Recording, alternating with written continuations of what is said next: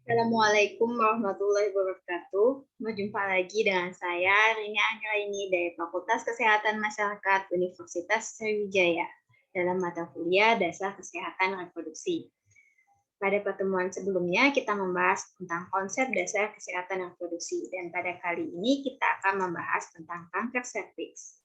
Baiklah, kita mulai saja. Pada hari ini kita akan membahas kanker serviks dengan tujuan pembelajaran,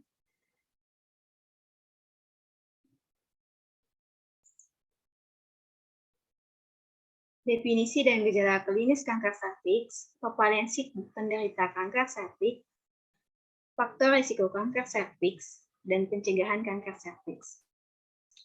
Kalau kita bicara tentang kanker serviks, artinya itu adalah kanker yang terjadi pada leher rahim atau serviks.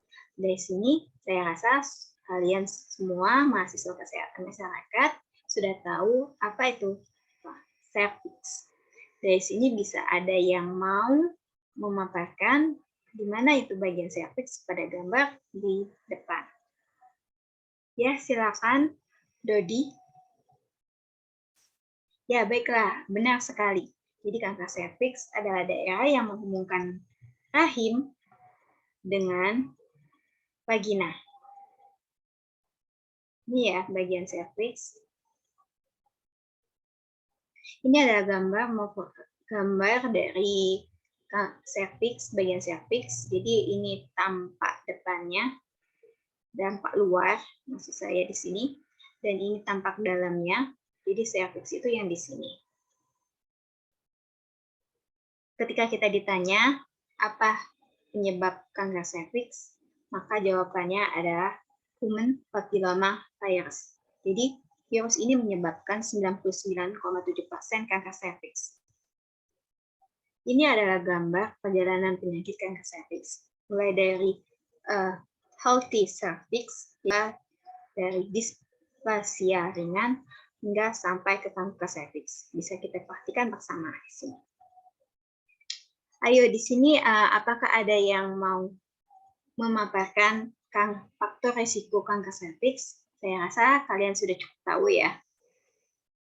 Oh ya, silakan Dinda.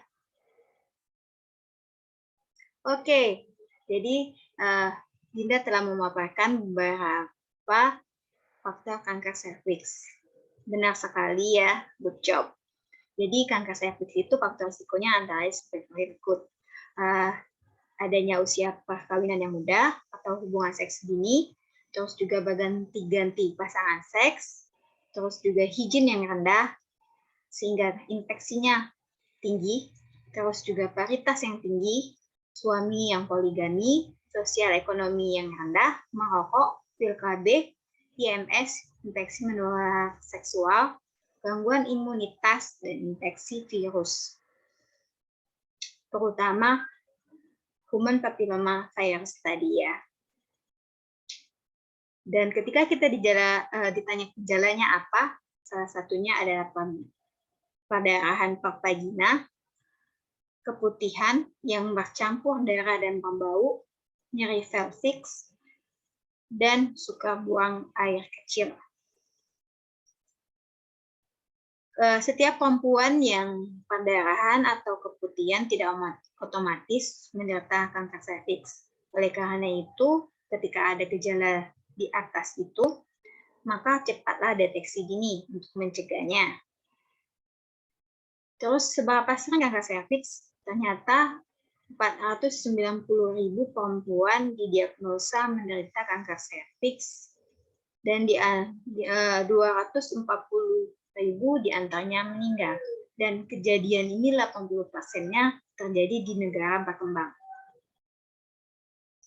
Nah, ini angka kejadian kanker bagi wanita di dunia.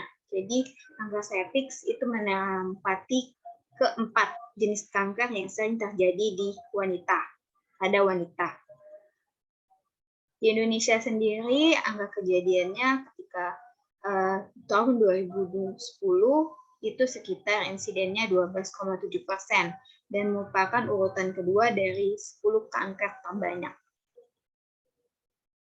Baiklah, kita akan melakukan sesi diskusi.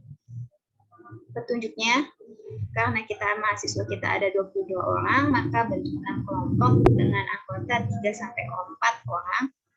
Dan silakan kalian berdiskusi selama 15 menit dalam breakout room. Nanti saya akan hantarkan kalian ke breakout room-nya. Dan kalian di sini membahas upaya pencegahan kanker serviks. Nanti kita akan berdiskusi di kelas bersama di main session lagi. Dan kelompok 1-3 akan punya oponen kelompok 4-6.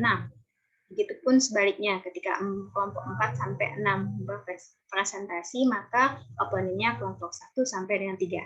Baiklah, kita langsung saja ke breakout room-nya. Oke, gimana kelompok 2? Apakah sudah selesai pekerjaannya?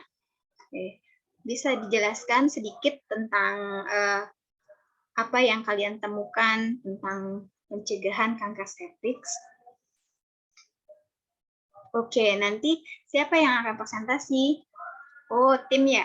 Oke, kalau misalnya yang notulennya siapa? Alison. Oh iya. Terus Zoe bertugas apa? Oh, sebagai moderator. Baik, berarti yang menanggapi pertanyaan Erik. Dan juga nanti mungkin bisa dibantu sama teman yang lain ya. Oke, sebentar lagi waktu kita breakout room-nya habis. Nanti silakan kalian presentasi. Selamat mengerjakan. Oke, kita sudah selesai diskusi kelompok kecilnya. Kita balik lagi ke main session-nya. Jadi di sini silakan presentasi kelompok 2. Oke, baiklah. Kelompok 2 sudah presentasi. Seperti yang kata moderator kelompok 2, silakan kalian, terutama oponen ya. Oponen kelompok 2 berarti kelompok 5 ya. Silakan kelompok 5 menanggapinya. Oke. Apa nggak ada lagi yang mau bertanya pada kelompok 2? Oke, baiklah. Silakan ditutup kelompok 2 dan silakan dilanjutkan sama kelompok 3. Oke, baiklah. Selesai presentasi kita pada hari ini. Baiklah, diskusi kita sudah selesai. Di sini saya akan menyimpulkan beberapa diskusi kita. Jadi, untuk pencegahan kanker serviks sendiri, di sini ada beberapa cara. Jadi, yang pertama vaksinasi HPV. Jadi, divaksinasi human papillomavirus. Jadi, di sini biasanya yang sasarannya adalah remaja putri. Terus di sini bisa kita lakukan screening. Jadi ada screening untuk kanker serviks seperti pap smear, HIPAA asetat, dan kolposcopy. Terus juga benar kata teman-teman yang tadi, bisa mengurangi makan makanan berlemak, terus juga membatasi minum minuman mengandung alkohol, terus lebih banyak mengandung makanan mengandung vitamin A dan C, terus juga menghindari kebiasaan merokok karena jelas merokok itu penyebab kanker ya. Terus olahraga teratur, sirkumsisi atau sunat pada laki-laki, penggunaan kondom saat koitus atau berhubungan suami istri, terus menunda hubungan seks sebelum usia 20 tahun, jadi menunda pernikahan dini ya. Terima kasih atas perhatiannya. Terima kasih juga pada kelompok yang sudah presentasi dan menanggapi. Kita selesaikan perkuliahan kita pada hari ini. Saya tutup dengan wassalamualaikum warahmatullahi wabarakatuh.